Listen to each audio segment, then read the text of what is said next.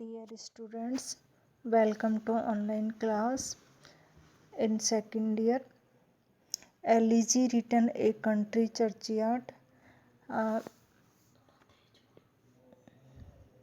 19 stanza. Far from the madding crowd, ignoble stripe, their sober wishes never learn to stray along the cool, squattest well of life. They kept the noiseless standard of their way. देखिए इस stanza के अंदर जो Thomas Gray है वो हमें जो poor जो पीपल हैं जो ग्रेवयार्ड के अंदर हैं उसके बारे में हमें बताता है कि जब वो जिंदा थे तब उनकी जो लाइफ थी, उनकी जो वर्क थे, उनके जो टास्क थे वो कैसे थे। तो यहाँ पर फार फ्रॉम दूर हैं कौन, poor people. The madding crowds ignoble strife. Madding का मतलब होता है उन्मत्त होना या पागलपन होना। द क्राउड्स इग्नोबेबल स्ट्राइब, इग्नोबेबल स्ट्राइब का मतलब जो बेस्ट डीड्स होते हैं, जो जिसको कुकृत्य हम बोलते हैं, बुरे जो कार्य होते हैं कि वो इनसे दूर थे। दे आर सोबर विशेज, उनकी जो इच्छाएं थी वो सोबर थी। नेवर लर्न टू स्ट्रे, और उन्होंने कभी कोई धोखाधड़ी का कार्य नहीं किया। स्ट्रे धोखाधड़ी का कार्य उन्होंने नहीं सीखा। Along the cool sequestered vale of life, और along the cool sequestered vale of life, वो उन्होंने स्क्वेटर एक सोलेटरी जो जीवन होता है कि उन्होंने ठंडा एकांत एक सोलेटरी जीवन जिया। They kept the noiseless standard of their way, और उन्होंने रखा नॉइसलेस मतलब पीसफुल, टेंडर एक मैनर तरीका, वे ऑफ देयर वे कि उन्होंने अपने जीवन के अंदर जो रास्ता था वो पीसफुल रखा, कूल रखा, और उनकी जो विशेष थी वो सोबर थी। उन्होंने कभी बुरे कार्य नहीं किए, न ही कभी धोखाधड़ी का कार्य किया। तो यहाँ पर ये जो लाइनें हैं हमें जो पुअर जो पीपल हैं उनकी जो सोबर विशेज है, उनकी जो लाइफ ऑफ मैनर है, जीवन का तरीका है, वो हमें बताती हैं। अगला जो स्टेंजा है 20। Yet even these bones from insult to protect, some frail memorial still erected high, with uncouth rhymes and shapeless sculpture decked, implores the passing tribute of sigh। यहाँ पर देखिए इस स्टेंजा के अंदर हमें जो पुअर जो पीपल हैं वो ग्रेवयार्ड के अंदर हैं, मतलब ग्रेव के अंदर है, कब्र के अंदर, और उसकी जो कब्र की जो कंडीशन है उसके बारे में हमें बताती हैं कि येट इवन दीज वॉन from the insult to protect, कि जो पोइट हमें ये डिस्क्राइब करता है कि usefulness of lines graves of the poor rustics, he says that कि उनकी जो मोन्यूमेंट्स हैं are raised over the grave of the poor rustics, only there are simple ordinary memorials for them. Their tombs या their monuments, their names years are insubscribed। कहने का मतलब ये है कि ये जो पुअर जो पीपल हैं इनकी जो मोन्यूमेंट है note refined, Feral memorial still erected high, कि इनकी कब्र के ऊपर कमज़ोर मोनूमेंट्स खड़े किए गए। विद अनकोथ राइम्स, मतलब इनके ऊपर जो पोएम है उनकी राइम नहीं है, मतलब note refined poem. And shapeless आकृति रहित स्कल्पचर, कि आकृति रहित उनकी जो स्टेचू हैं, मूर्ति हैं, वो खड़ी हुई हैं। Implores the passing tribute of sigh, और यहाँ पर ये जो पुअर जो पीपल हैं इम्प्लोरेसेस इनकी जो रिक्वेस्ट है, इनकी जो प्रार्थना है, the passing tribute of Sai, जब इस रास्ते से कोई भी व्यक्ति गुजरता है, पासिंग, तो वो रिक्वेस्ट करता है, इम्प्लोरेसेस करता है, रिक्वेस्ट करता है, प्रार्थना करता है, ट्रिब्यूट ऑफ साई, कि वो यहाँ श्रद्धांजलि देते हुए यहाँ से गुजरे। तो इस स्टेंजा के अंदर जो राइम स्कीम है वो फर्स्ट लाइन की थर्ड लाइन से मैच है और सेकंड लाइन की फोर्थ लाइन से। अगला हमारा जो स्टेंजा है 21, their names, their years spelled by the unlettered muse,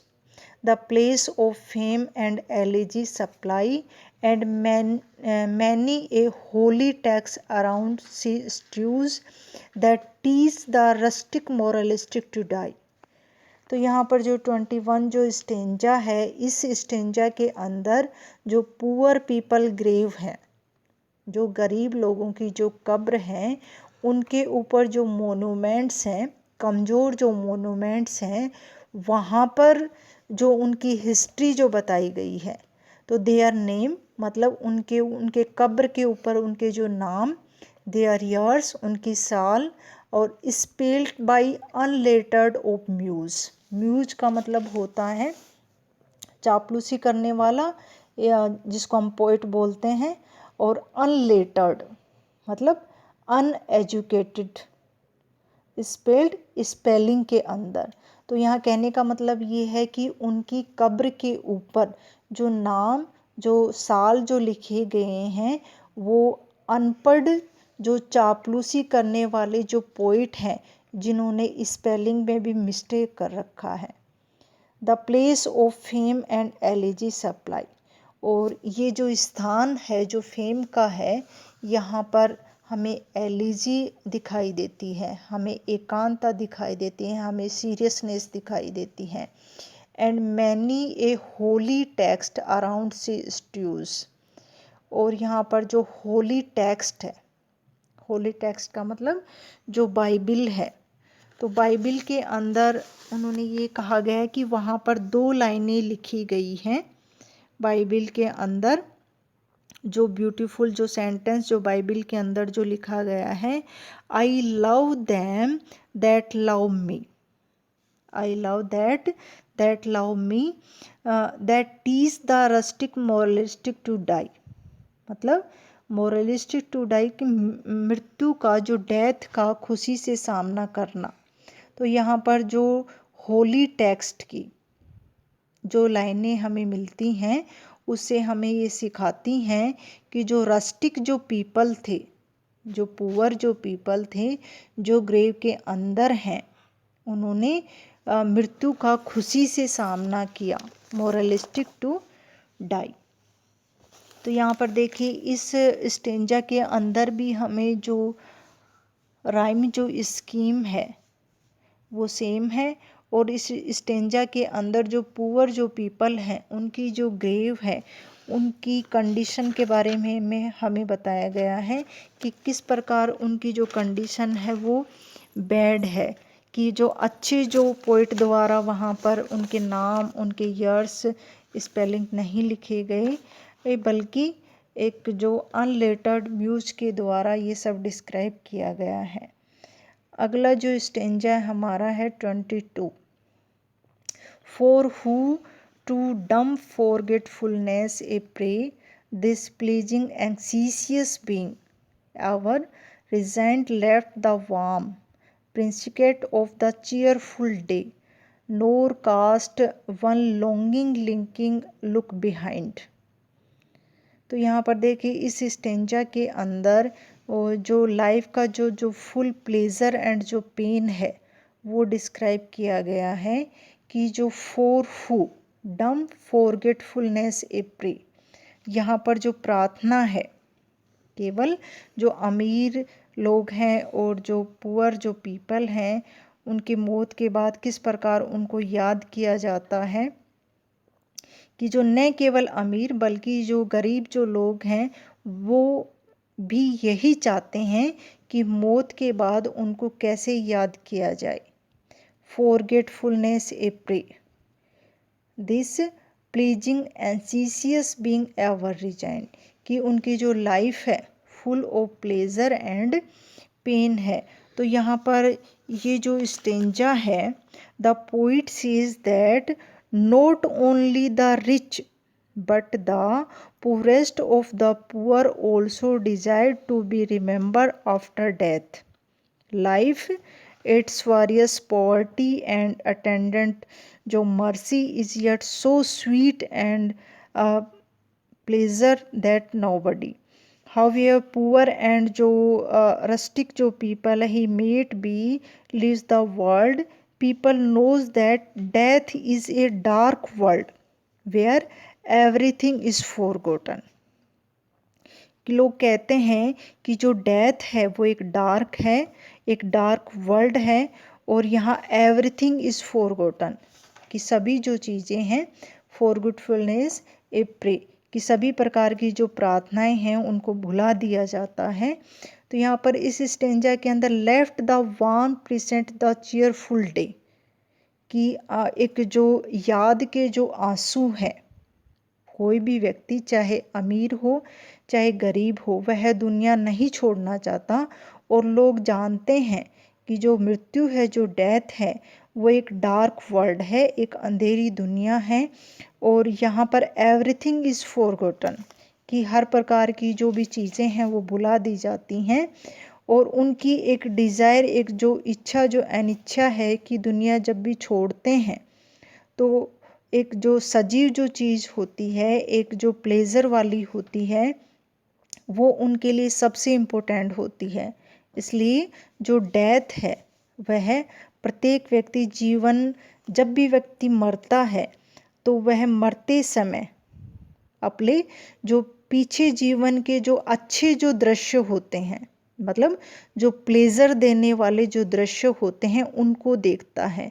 और बड़ी जो अनिच्छा से या दृष्टि से इस संसार में मतलब देखते हुए इसे छोड़ देता है। कहने का मतलब जब भी व्यक्ति मरता है तो left the warm present the cheerful days, कि अपने जो अच्छे जो दिन हैं उनको याद करता है, nor cast one longing lingering look behind, और इसलिए जब वो मरते समय अपने जीवन का पीछे जो लुक बिहाइंड उसको देखने की कोशिश करता है। तो यहाँ पर इसका मतलब ये है कि उसका जो फिजिकली जो वर्ल्ड है, मतलब जो डेथ है उसकी, तो यहाँ पर जो भौतिकवाद की चीज़ें हमें दिखाई देती है कि किस प्रकार वो अपने जीवन के बारे में सोचता रहता है, अच्छे जीवन के बारे में मरते समय। ये इस स्टेंजा के अंदर डिस्क्राइब किया गया है। अगला है 23। On some fond breast the parting soul relies, some precious drop the closing eye requires, even from the tomb voice of nature cries, even in our ashes life there wanted fires। इस stanza के अंदर कि वह बताता है कि उसकी parting soul, मतलब उसकी जो आत्मा है जब जाती है तो रियलाइज निर्भर करना कि सम पीसियस ड्रॉप्स, पीसियस ड्रॉप का मतलब होता है याद के आंसू, द क्लोजिंग आई रिक्वायर्स, मतलब जब कोई व्यक्ति मरता है तो वो ये सोचता है कि जब वो मर जाए तो लोग पीछे से आंसू बहाएं। तो यहाँ पर जो ओन जो सम है वो लिविंग फ्रेंड के लिए आया है, और जो पीसियस जो ड्रॉप्स है वो याद के आंसू, even from the voice of nature cries, even our ashes live they are wonted fires. Wonted fires का मतलब याद करने की इच्छा। तो इस स्टेंजा के अंदर भी हमें ये चीज़ दिखाई देती है कि जो पीसियस जो ड्रॉप्स हैं, ड्यूटीफुल जो टीयर्स जिसको हम बोलते हैं, कि जब व्यक्ति मरता है तो लोग ये सोचें कि वो मरने के बाद उसके मृत्यु पर लोग याद के आंसू बहाएं और उसको याद करने की इच्छा से हमेशा हमेशा उसको याद रखें। तो इस स्टेंजा के अंदर जो पीसियस ड्रॉप है वो it is important word and Latin word. अगला जो हमारा स्टेंजा है 24, for thee who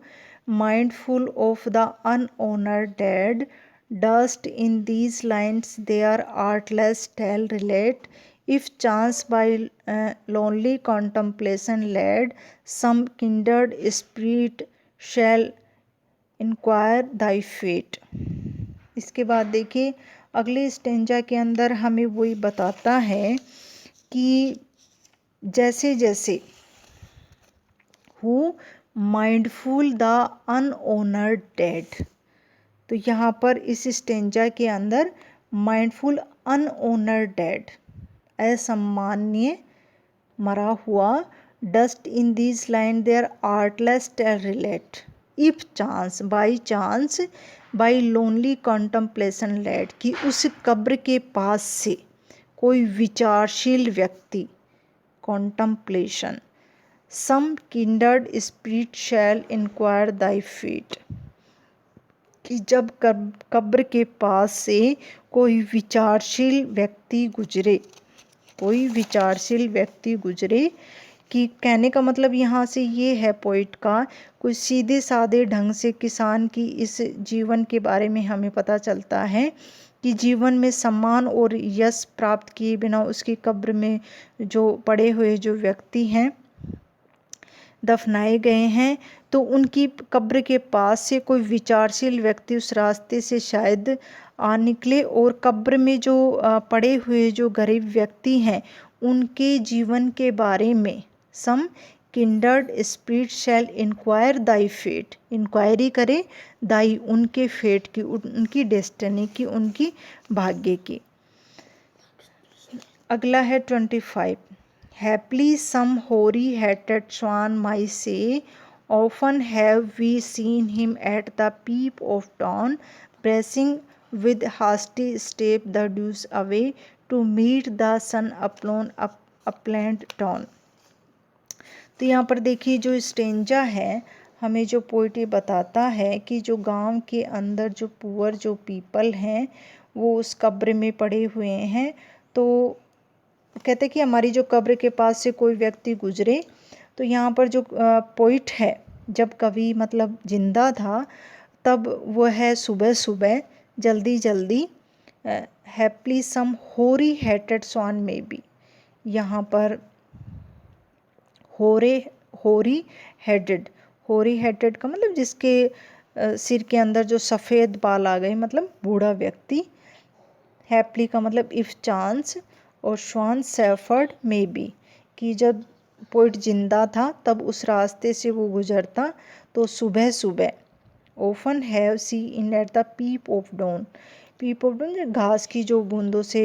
ढका हुआ जो है, brushing with hasty step, hasty का मतलब जल्दी से अपने अपने पैरों को कदम को ब्रशिंग उस घास को ब्रश करते हुए दबाते हुए, ड्यूज अवे